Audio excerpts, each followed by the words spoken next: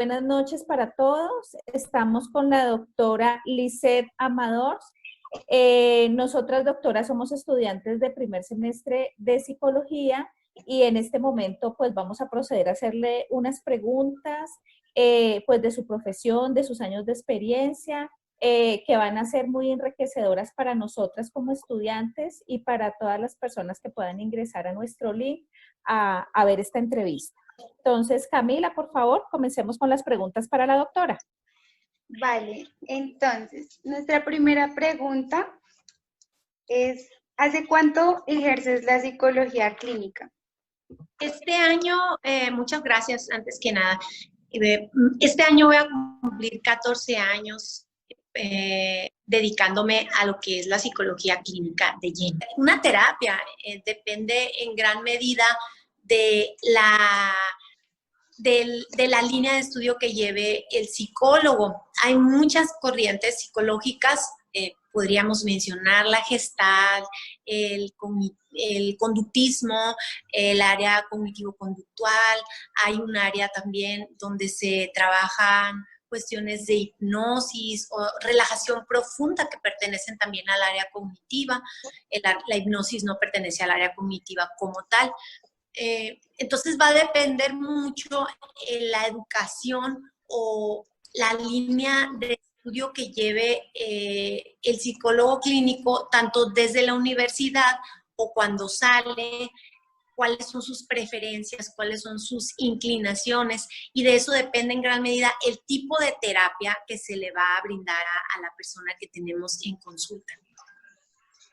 Ok. La tercera pregunta sería, a lo largo de tu experiencia profesional, ¿cuál ha sido lo mejor? O sea, ¿cuál ha sido la mejor experiencia durante toda tu carrera? Bueno, las experiencias que más he disfrutado o las que más me han hecho sentirme muy realizada en el área clínica, que es de las cosas que más me gusta hacer, tienen que ver con los pacientes neuropsiquiátricos. Hay pacientes, me ha tocado recibir pacientes esquizofrénicos, pacientes con trastorno bipolar, que en la mayoría de los casos aquí en México, de primera base se ocupa de ellos el psiquiatra. Y aquí, por ejemplo, hay muy poca, hay solo un hospital donde los internan, Hospital Cruz del Norte se llama, es un hospital psiquiátrico donde hay atención integral. Entonces, una de las grandes, digamos, logros o cosas que más he disfrutado es trabajar con ese tipo de pacientes, con pacientes que tienen retos importantes, no porque los demás no los tengan, sino es un área en la que desde que entré a la carrera tuve muchas inquietudes, entonces son los que más disfruto, los esquizofrénicos, pacientes con TDA, pacientes con problemas que les cuesta mucho trabajo equilibrarse y que definitivamente ellos requieren terapias combinadas, que es la terapia psiquiátrica y la terapia cognitivo-conductual, que es la que más funciona con ellos, ¿no? Ok, muchísimas gracias. Entonces, doy paso a Heidi y a sus preguntas. Vale. Entonces, una de mis preguntas sería, ¿qué tipo de terapia de las que realizas es la que más te gusta? ¿Por qué? ¿Qué tipo de terapia es la que yo implemento? Sí. ¿Y por qué te gusta? Ok. De manera general, o sea, digamos que el grueso de los pacientes, o sea, de los que más llegan, me gusta mucho aplicar la terapia cognitivo-conductual.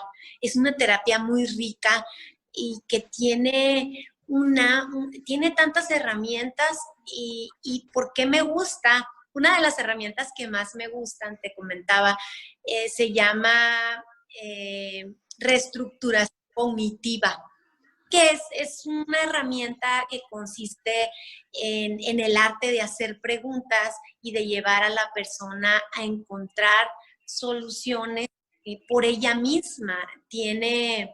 Es algo muy divertido para mí en el buen sentido, es algo que me lleva a pensar que no solo es un trabajo serio, no es un trabajo donde donde todo debe ser aburrido, donde todo está lleno de llanto. Hay sesiones donde la gente realmente se divierte o donde se va llena de más preguntas o de tareas. Entonces, es algo que a mí me fascina.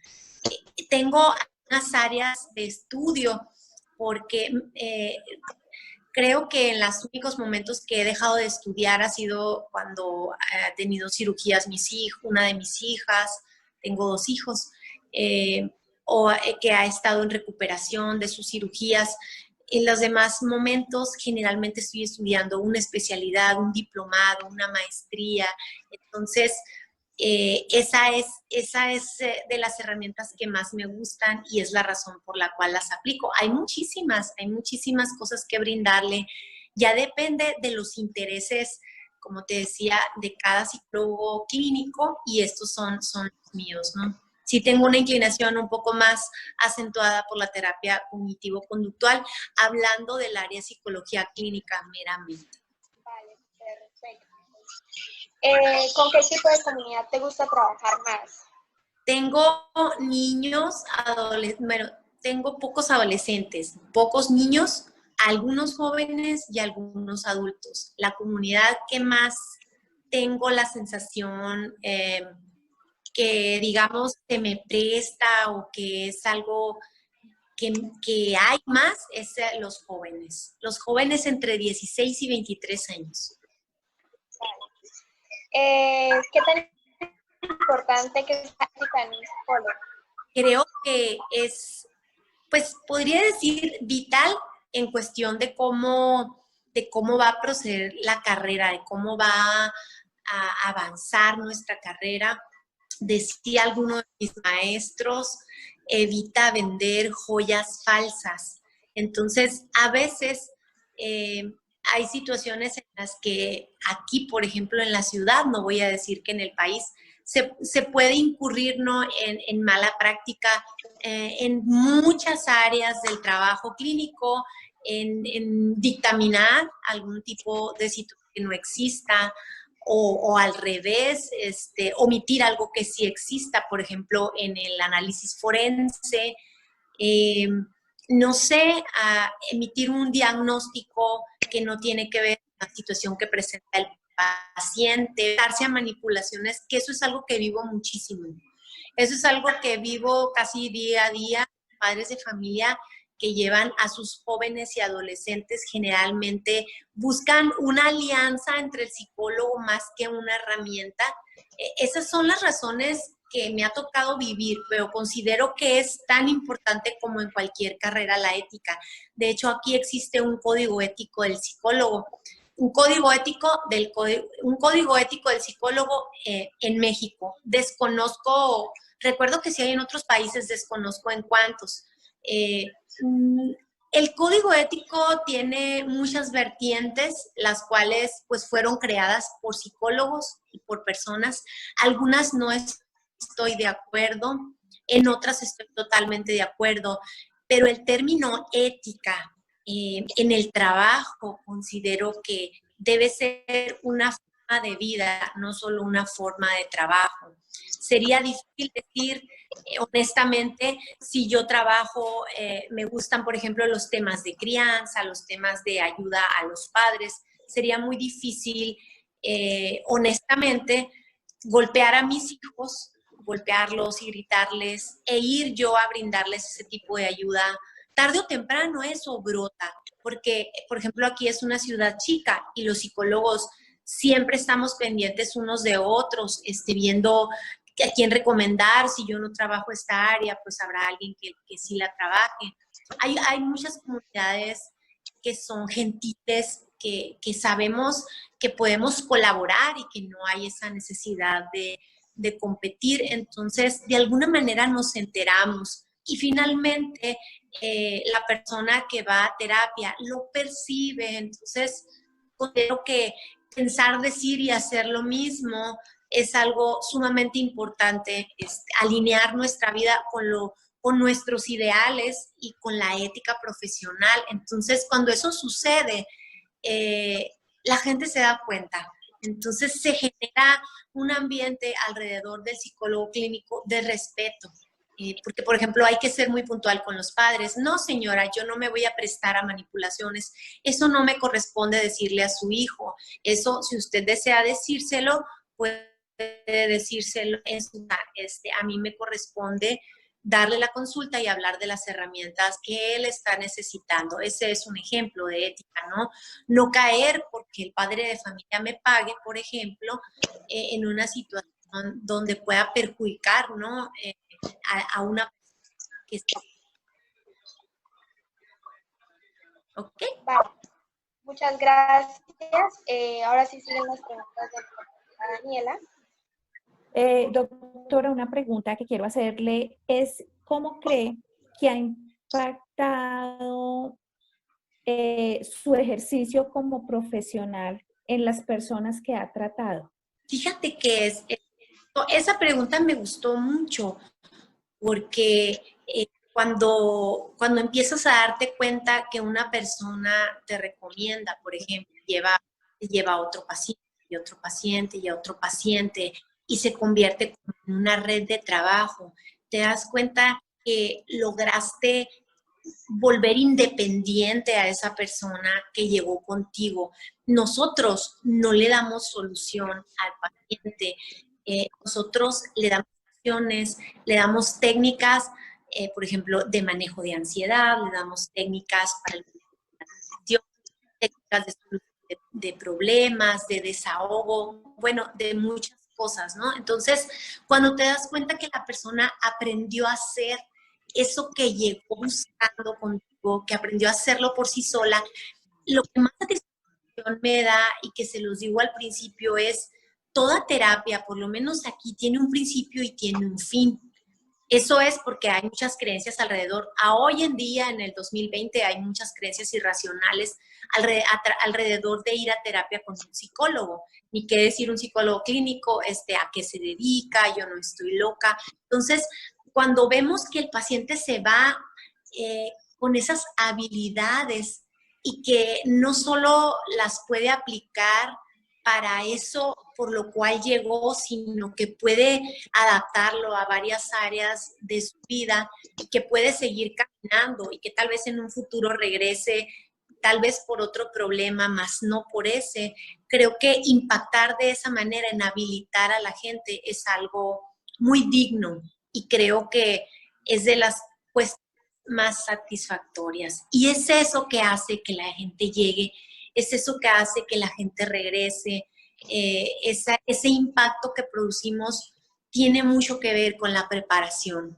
O sea, es 100%, ¿cómo se le llama? Directamente proporcional la preparación que tenemos, la preparación como psicólogos, o sea, esa formación es 100% directamente proporcional al resultado que vamos a obtener, que deseamos, no que la persona se vuelva dependiente de nosotros, para nada, sino que se vuelva independiente y que se lleve lo que estaba necesitando.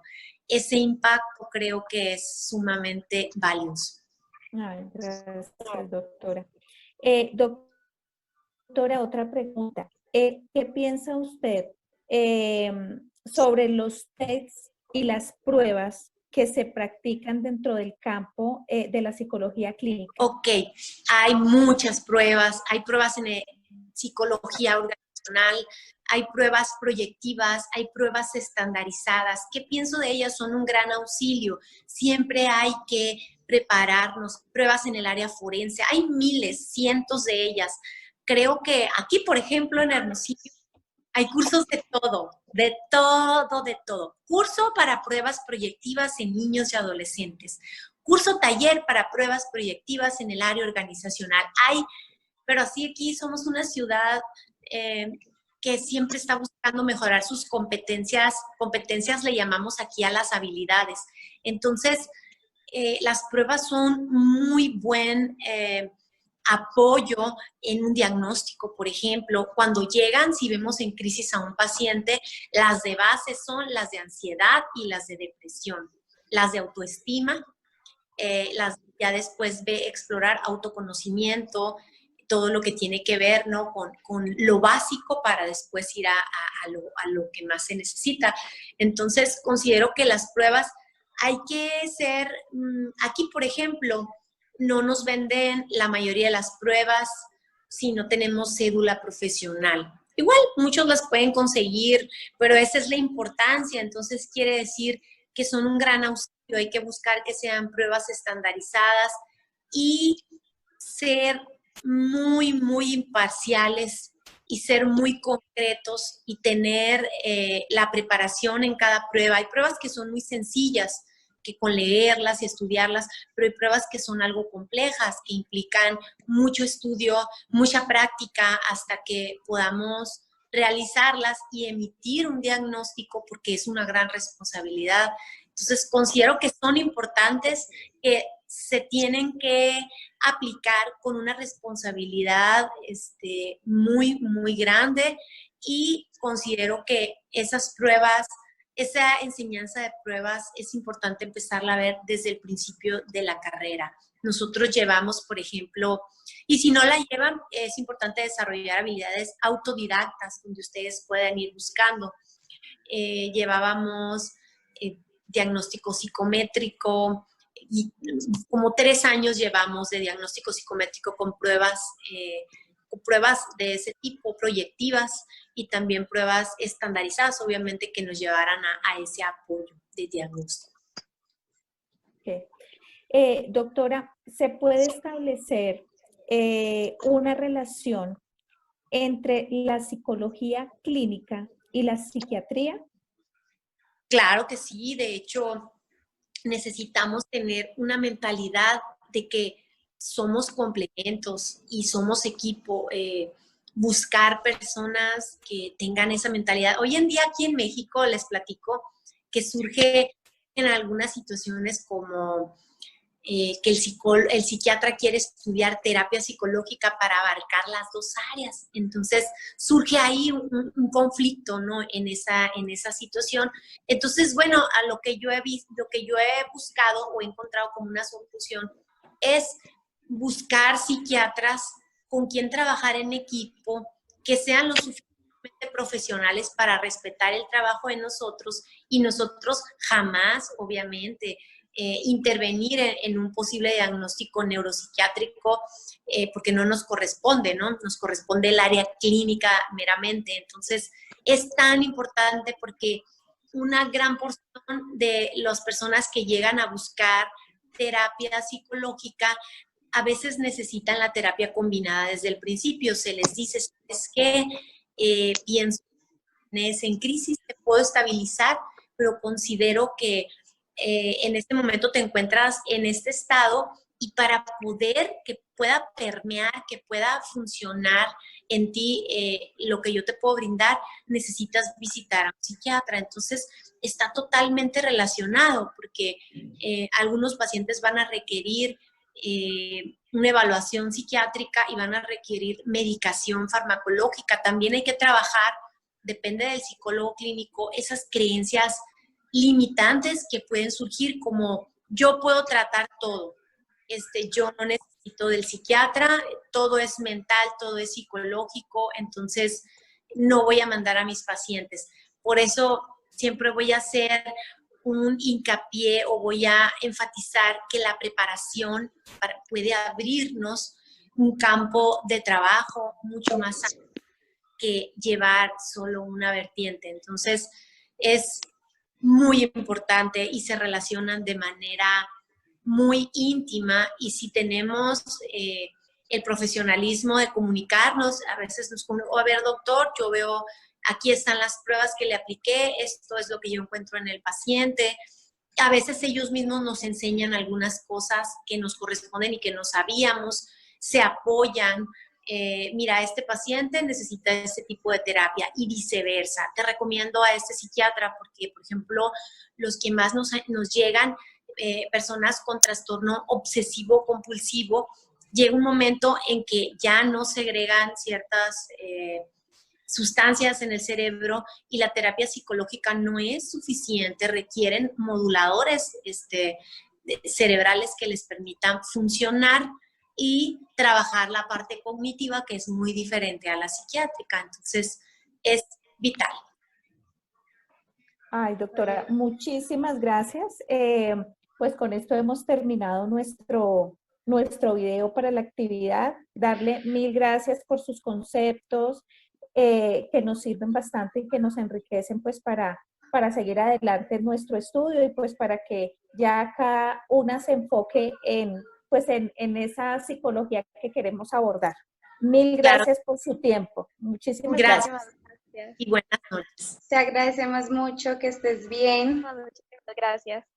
Igualmente, les mando un abrazo. Gracias. Estoy para servirles. Muchísimas gracias. Hasta Vale. pronto. Hasta pronto. Gracias.